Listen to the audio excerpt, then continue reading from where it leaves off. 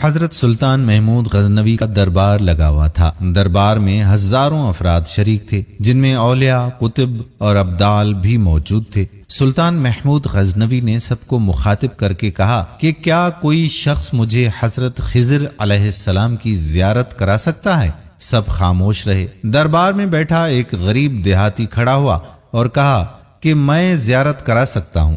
سلطان نے شرائط پوچھے تو عرض کرنے لگا کہ 6 ماہ دریا کے کنارے چلہ کاٹنا ہوگا، لیکن میں ایک غریب آدمی ہوں، میرے گھر کا خرچہ آپ کو اٹھانا ہوگا۔ سلطان نے شرط منظور کر لی۔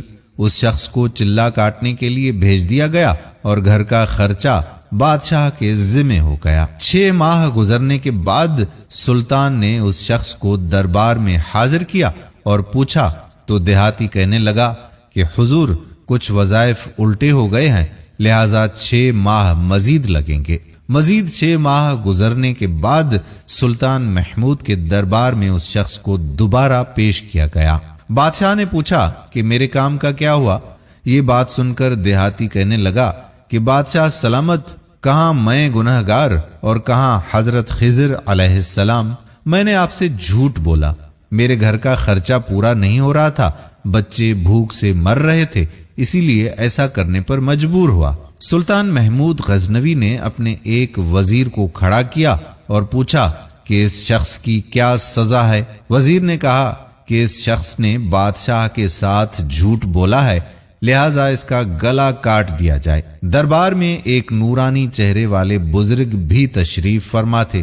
کہنے لگے، بادشاہ سلامت، اس وزیر نے بالکل ٹھیک کہا ہے۔ بادشاہ نے دوسرے وزیر سے پوچھا کہ بتاؤ اس کا کیا کرنا چاہیے؟ کہا، اس شخص نے بادشاہ کے ساتھ فراڈ کیا ہے، لہذا اس کا گلا نہ کاٹا جائے بلکہ اسے کتوں کے آگے ڈالا جائے تاکہ یہ ذلیل ہو کر مرے۔ اسے مرنے میں کچھ وقت تو لگے۔ دربار میں بیٹھے اسی نورانی چہرے والے بزرگ نے کہا کہ بادشاہ سلامت، یہ وزیر بالکل ٹھیک کہہ رہا ہے۔ سلطان محمود غزنوی نے اپنے پیارے ایاز سے پوچھا کہ ایاز، تم کیا کہتے ہو؟ ایاز نے کہا کہ بادشاہ سلامت، آپ کی بادشاہی سے 1 سال ایک غریب کے بچے پلتے رہے، آپ کے خزانے میں بھی کوئی کمی نہیں آئی اور نہ ہی اس کے جھوٹ سے آپ کی شان میں کوئی فرق پڑا۔ اگر میری بات آپ مانیں تو اسے معاف کر دیں، اگر اسے قتل کر دیا تو اس کے بچے بھوک سے مر جائیں گے۔ ایاز کی یہ بات سن کر محفل میں بیٹھا وہی نورانی چہرے والا بابا کہنے لگا، ایاز بالکل ٹھیک کہہ رہا ہے۔ سلطان محمود غزنوی نے اس بابا جی کو بلایا اور پوچھا کہ آپ نے ہر وزیر کے فیصلے کو درست کہا، اس کی وجہ سمجھائیں گے؟ بابا جی کہنے لگے، بادشاہ سلامت، پہلے نمبر پر جس وزیر نے کہا کہ اس کا گلا کاٹا جائے وہ قوم کا قصائی ہے، اور قصائی کا کام ہے گلے کاٹنا۔ اس نے اپنا خاندانی رنگ دکھایا۔ غلطی اس کی نہیں، آپ کی ہے کہ آپ نے اس قصائی کو وزیر بنا لیا۔ دوسرا جس نے کہا کہ اسے کتوں کے آگے ڈالا جائے، اس وزیر کا والد بادشاہوں کے کتے نہلایا کرتا تھا، کتوں سے شکار کھیلتا تھا، اس کا کام ہی کتوں کا شکار ہے، تو اس نے اپنے خاندان کا تعارف کرایا۔ آپ کی غلطی یہ ہے کہ ایسے شخص کو وزارت دی، جہاں ایسے لوگ وزیر ہوں گے وہاں لوگوں نے بھوک سے ہی مرنا ہے۔ اور تیسرا، ایاز نے جو فیصلہ کیا تو سلطان محمود سنو، ایاز سید زادہ ہے۔ سید کی شان یہ ہے کہ سید اپنا سارا خاندان کربلا میں ذبح کرا دیتا ہے مگر بدلہ لینے کا کبھی نہیں سوچتا۔ سلطان محمود غزنوی اپنی کرسی سے کھڑا ہو جاتا ہے اور ایاز کو مخاطب کر کے کہتا ہے کہ ایاز، تم نے آج تک مجھے کیوں نہیں بتایا کہ تم سید ہو؟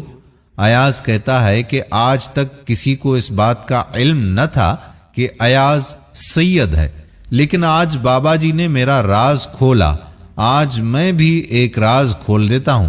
اے بادشاہ سلامت، یہ بابا کوئی عام ہستی نہیں بلکہ حضرت خضر علیہ السلام ہے۔